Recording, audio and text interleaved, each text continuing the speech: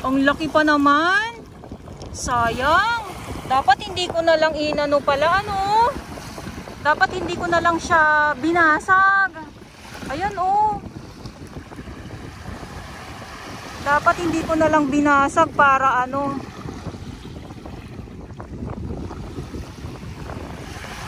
Para mas ano pa. Dapat hindi ko na lang pala binasag, ano, para mas lumaki pa. Ito na yung ano eh. Tingnan nyo naman po, oh. Ang taba nito. Good morning! Ayan, akala nyo kung nasaan na naman ako. Nasa kahalamanan. Ay, halamanan. Good morning at welcome June 1, 2024. Manila Bay Dolomites. Saan po tayo? Ngayong araw, Saturday, Pilipinas. Sa mga naghahanap ng ating update, meron naman po tayong update dito sa Dolomites. Kaya lang po talaga ay kayo po ang nawawala. Charis. Ang ganda, no? Ayan, oh.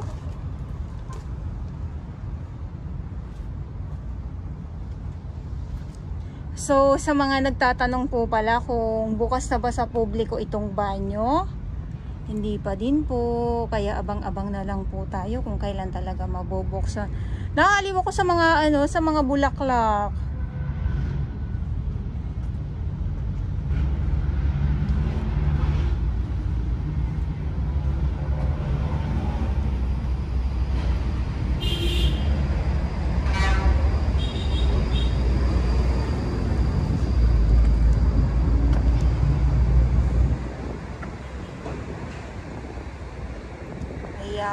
So, ito yung view for today. Siyempre, ito pa din yung mga ano halaman. Maganda tingnan, nakakaaliwalas pag yung may mga tanim na mga halaman dito sa ano, dito sa karagatan.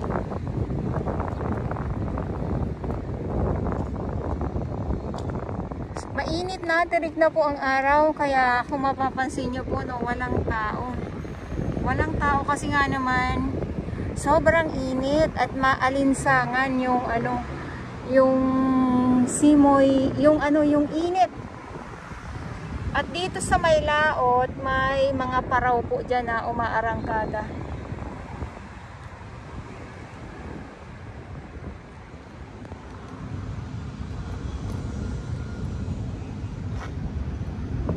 Ang ganda, ano. Nilabay tayo. Talagang pag ganito na sa kasagsagan ng tirik ng araw, wala po talagang tumitigil. Kumbaga ay meron, so picture lang, pagkatapos ay alis na, ganun lang. At syempre, usaping Manila Bay Dolomites tayo. Maraming salamat sa ating mga Manila Bay Warriors, Estero Rangers ng DNR, MMDA, DPS Mandaragat. Doon po sila sa Manila Yacht Club. At dito nga, no, sa may laot, so patuloy pa din po na umaarangkada yung pagtatambak ng buhangin dyan at napakalawak na din.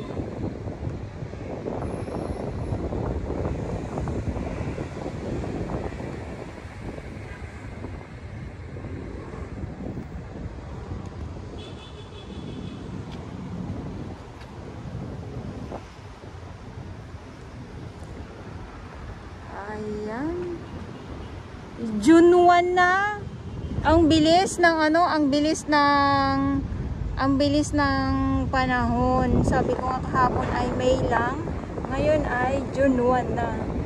Ang bilis ng araw, ng linggo, ng buwan, ng taon. Kaya bukas December na, joke. Joke lang. Ayan, grabe naman 'yan.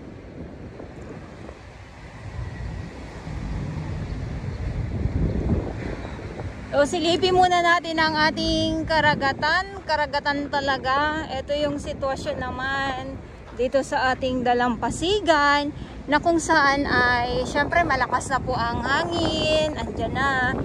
So, alam nyo na po yan, nagsisimula na yung tagbagyo kasi noong nakaraang weeks ay may bagyo po tayo.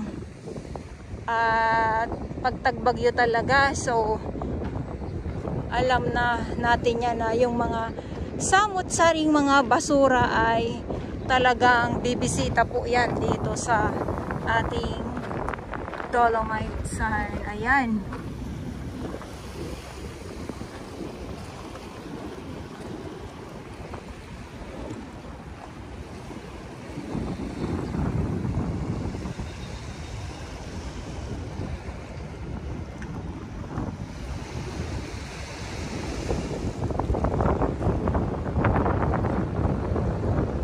Ikot ko lang po kayo para makita nyo naman. Si Haring Araw pasulpot-sulpot. Andyan yung kukulimlim. Andyan yung biglang init. Ayan, so silip muna tayo dito. Eto, ayan o. Ito yung ating dalampasigan. Syempre pag tagbagyo, alam na po natin yan na mamamayagpag na naman po yung mga lamang dagat. Ay, ayun na nga, sinasabi ko na, lamang dagat. Ay, nagtatakbuhan na naman sila. Pag yung mga ganyan kasi na ako ay nabibigla, nagugulat ako pag yung mga isda naglulundagan. Lalo na pag hinahagad ng ng malaking isda, yung mga maliliit, ay naku, ako ay tuwang-tuwa po dyan.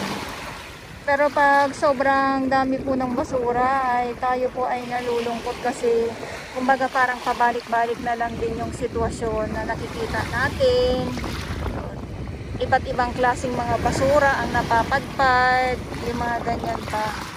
So dito naman, may nagpa-practice yung ating dragon boat. Andyan sila, yan o.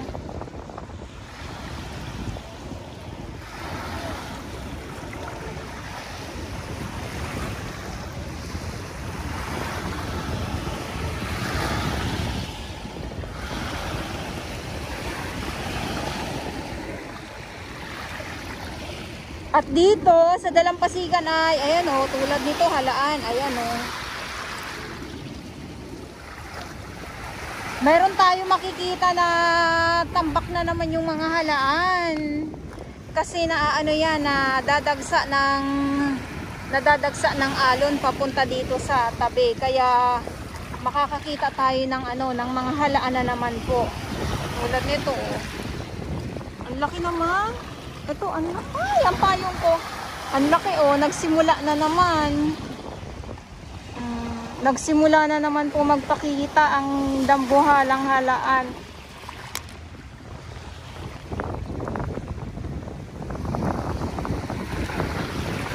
Yan ko kasi.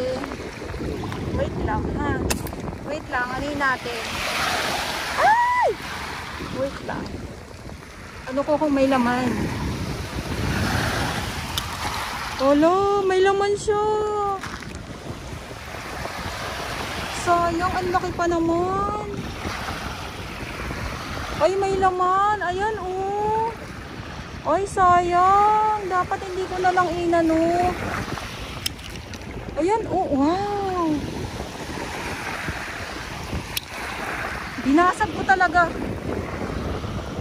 Siyempre, kaya ko, alam nyo po, sorry naman kung bakit hinagis ko. Para makita ko po talaga kung may laman. Kasi may iba na wala pong laman. Kaya ito ay ang laki pa naman niya, nakita nyo po? Ang laki pa naman niya. So, kaya ko sinubukan na ihagis. Gawa ng gusto ko makita kung meron siyang laman. Ayan na nga. Ala. Totoo nga. Ang balita. Oh my God. Wait lang. Sayang. Oy, sayang. Nanghinayang ako.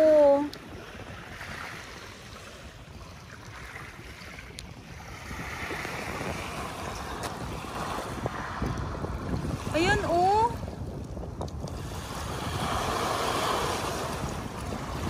Ang laki pa naman. Sayang. Dapat hindi ko na lang inano pala, ano. Dapat hindi ko na lang siya binasag. Ayan, oh. Dapat hindi ko na lang binasag para ano.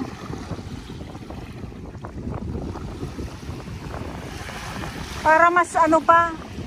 Dapat hindi ko na lang pala binasag ano para mas lumaki pa. Ito na yung ano eh. Tingnan nyo naman po oh, ang taba nito. So ibig sabihin pag ganito, magtatanim na naman po ako ng mga halaan. Joke! Ang laki kasi. Ang laki kaya na ano ba, napaisip ako kung may laman ba siya o wala. Ang laki nito oh. Tingnan nyo naman ang taba oh. Ayan oh.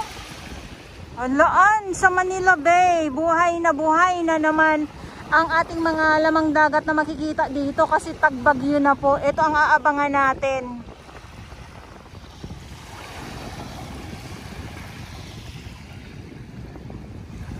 Grabe.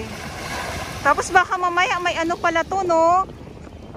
Ay igda pala yung binabanggit ko. Yung parang may ano. Yung may fur. Sayang, nanghinayang lang ako. Nanghinayang ako. Sorry naman. Nanghinayang ako kasi ang laki niya. Tapos ganun-ganun lang. O diba? Ayun yung sinasabi ko na alam nyo po, pag dumagsa ang mga lamang dagat na naman dito ay naku, grabe na naman.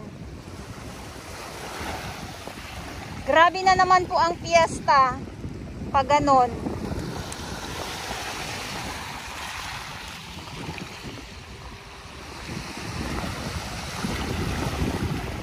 Magpipiesta na naman po ang mga lamang dagat.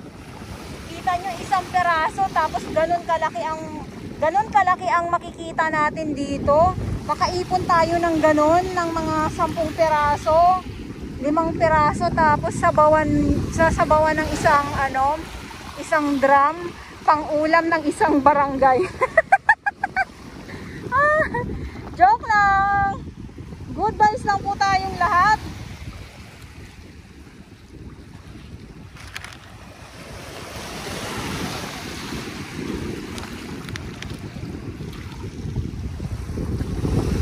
Ito yung ating dalampasigan. Grabe naman yan. Ayan, so sana kita nyo po yung ating dalampasigan. Ano?